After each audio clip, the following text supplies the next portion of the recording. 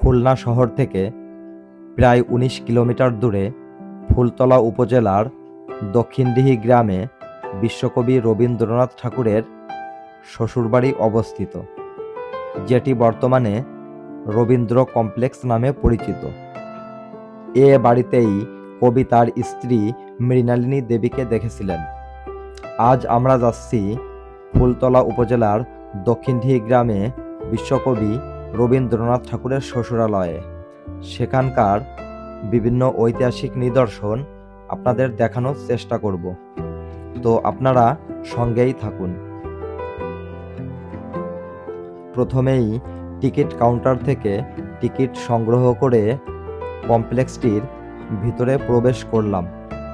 আসলে এই অনুভূতিটি ছিল দারুণ, যা বলে বোঝাতে পারবো না। ইতিহাস থেকে জানা যায়, ঠাকুর পরিবারের সঙ্গে এই দক্ষিণদিঘি গ্রামের সম্পর্ক ছিল খুবই পুরনো।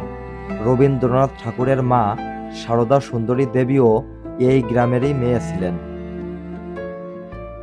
সামনে যে ভবনটি দেখতে পাচ্ছেন, এটি মূলত রবীন্দ্রনাথ ঠাকুরের শ্বশুরালয়, যা বর্তমানে রবীন্দ্র কমপ্লেক্স নামে পরিচিত।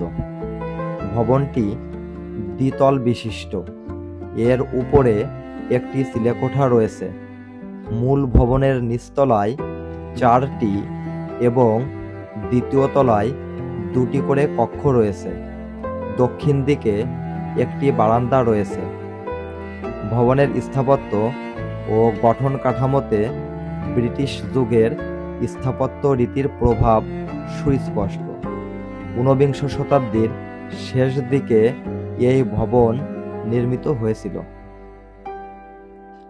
শুরুতে রবীন্দ্রনাথ ঠাকুরের শ্বশুরালয় তথা বিশ্বকবির স্মৃতি বিজড়িত এই স্থানটি অবহেলিত থাকে, যার কারণে কবির অনেক স্মৃতিচিহ্ন সংরক্ষণ করা সম্ভব হয়নি। এটি কবি পত্নী মৃণালিনী দেবীর আবক্ষ ভাস্কর্য, আর এটি কবি রবীন্দ্রনাথ ঠাকুরের আবক্ষ ভাস্কর্য। এ ভাস্কর্য দুটি রবীন্দ্র কমপ্লেক্স ভবনের সামনে স্থাপন করা হয়েছে।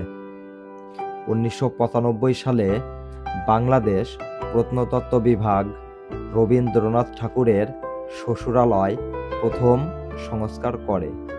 1999 সালে এই স্থানটি সংরক্ষিত পুরাকীর্তির স্বীকৃতি লাভ করে। এই কমপ্লেক্সটির উপরতলা এবং নিচতলা দুটোই বর্তমানে রবীন্দ্র স্মৃতি জাদুঘর হিসেবে ব্যবহৃত হয়। এখানে বিভিন্ন কক্ষে রয়েছে বিশ্বকবি রবীন্দ্রনাথ ঠাকুরের স্মৃতি বিজড়িত বিভিন্ন সময়ের বিভিন্ন ছবি, তার আঁকা বিভিন্ন চিত্রকর্ম, আরও রয়েছে তার নিজ হাতে লেখা বিভিন্ন পাণ্ডুলিপির ছবি।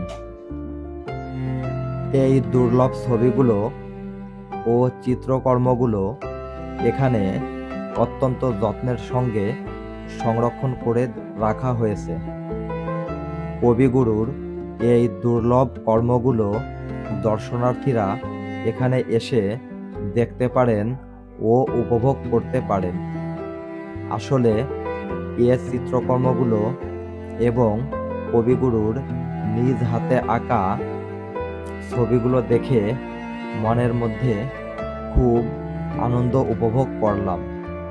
কতটা যে ভালো লাগছিল তা বলে ভাষায় প্রকাশ করতে পারবো না।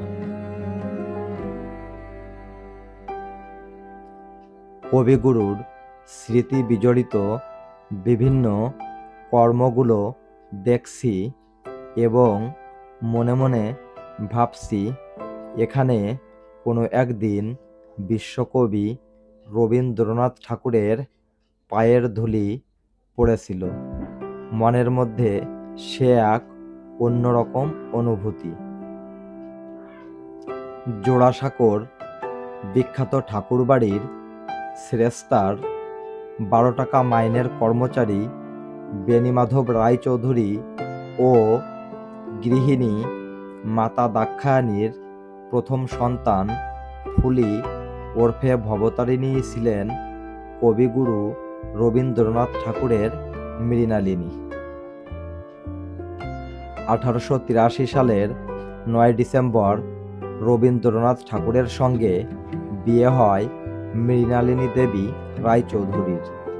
বিয়ের সময় মৃণালিনী দেবীর বয়স ছিল 9 বছর আর রবীন্দ্রনাথ ঠাকুরের বয়স ছিল 22 বছর। কবিগুরু রবীন্দ্রনাথ ঠাকুর ও মৃণালিনী দেবীর 2 পুত্র এবং 3 কন্যাসহ সন্তান ছিলেন মোট 5 জন। তারা হলেন মাধুরীলতা, রথীন্দ্রনাথ, রেণুকা, মীরা ও সমীন্দ্রনাথ। এদের মধ্যে অতি অল্প বয়সেই রেণুকা ও সমীন্দ্রনাথ মৃত্যুবরণ করেন। কবির সঙ্গে মৃণালিনী দেবীর বিবাহিত জীবন ছিল 19 বছরের। কবিপত্নী মৃণালিনী দেবী 1874 সালের 1 মার্চ জন্মগ্রহণ করেন। 1902 সালের 23 নভেম্বর মাত্র 28 বছর বয়সে কবিপত্নী মৃণালিনী দেবী মারা যান। কবিগুরু রবীন্দ্রনাথ ঠাকুর শ্বশুরবাড়িতে এসেছিলেন কিনা এ নিয়ে বিভিন্ন মতভেদ রয়েছে। তবে ইতিহাসের বিভিন্ন লেখকের লেখনী থেকে নিঃসন্দেহেই বলা যায় কবিগুরু রবীন্দ্রনাথ ঠাকুর তার শ্বশুরবাড়িতে এসেছিলেন। এই দক্ষিণডিহি গ্রামেরই মেয়ে ছিলেন কবির মা সারদা সুন্দরী ও কাকিমা ত্রিপুরা সুন্দরী। যৌবনে বিশ্বকবি বেশ কয়েকবার মায়ের সঙ্গে এই দক্ষিণডিহি গ্রামে মামার বাড়িতে বেড়াতে এসেছিলেন।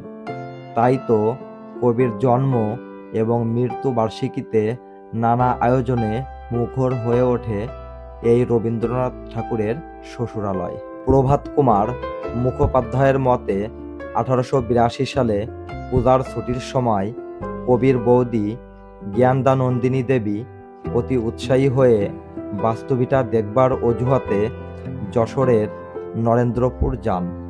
উদ্দেশ্য ছিল কাছাকাছি পেয়ালি পরিবারের মধ্য হতে বধূ সংগ্রহ করা। জ্ঞানদানন্দিনীর সাথে ছিল কাদম্বিনী দেবী, বালিকা ইন্দ্রাণী, বালক সুরেন্দ্রনাথ ও রবীন্দ্রনাথ ঠাকুর। সে সময় ফুলতলার দক্ষিণডিহি গ্রামের বেণীমাধব রায়চৌধুরীর মেয়ে ভবতারিণী ওরফে মৃণালিনী দেবীকে তারা দেখেন। তার এই বক্তব্য থেকে স্পষ্ট হয় যে কবিগুরু রবীন্দ্রনাথ ঠাকুর দক্ষিণডিহি গ্রামে এসেছিলেন। উদ্ধৃতি রবীন্দ্র জীবনী, বিশ্বভারতী গ্রন্থ বিভাগ। কবির ভ্রাতুষ্পুত্রী ইন্দিরা দেবী বলেন, রবি কাকার কনে খুঁজতে তার বউ ঠাকুরানীরা যশোর যাত্রা করে।